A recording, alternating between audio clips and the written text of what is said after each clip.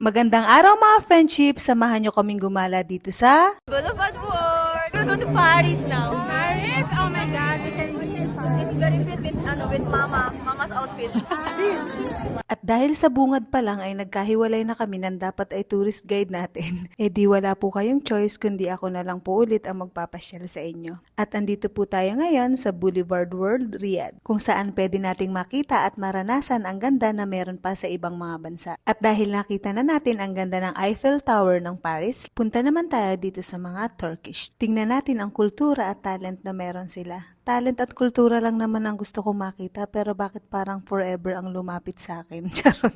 At dahil hindi naman po ako naniniwala sa forever ay napagdesisyonan ko na lang na makipagkulitan kay Turkish ice cream vendor. Hindi ko sure pero parang ang kakulitan ko ang hindi niya natagalan. At lipat naman tayo dito sa America. Dahil sa lugar na to napahugot ako. Kanina lang wini-welcome ako pagtalikod ko at biglang paglingon ko goodbye na agad. Ganun lang kabilis para namang tinalo pa nito ang 1 linggong pag-ibig. At dahil dyan, magmo-move on na lang ako at maghahanap ako ng kapalaran sa ibang lugar. At sa kakalakad namin, dito kami nakarating sa Thailand Floating Market. Mukhang andito na talaga yung hinahanap ko. Hindi po itong magagandang payong ha. I-flex ko lang sila kasi 'di ba ang gaganda, ang colorful, tapos ang galing ng idea nung nakaisip nito. Ito po talaga yung hanap ko pagkain. Syempre, hindi kompleto ang gala kapag hindi mo titikman ang delicacies nila sa isang lugar, 'di ba?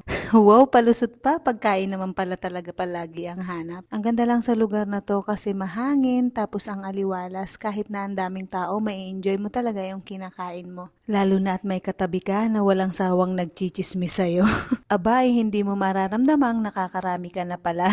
Pero kung ang trip mo naman ay gumala at mamili, marami din po sila ditong mga paninda. At kung sakaling masakit na ang iyong mga paa sa kakagala, pwede ka rin naman dito ay mag-relax lang at magpahinga. Dahil dito po ay meron din silang massage area. Pero syempre may bayad po yan ha. At kung tulad ko na libre ang hanap mo, nako sa show na to, tsak mag-i-enjoy ka. To be enchanted with Thai heritage.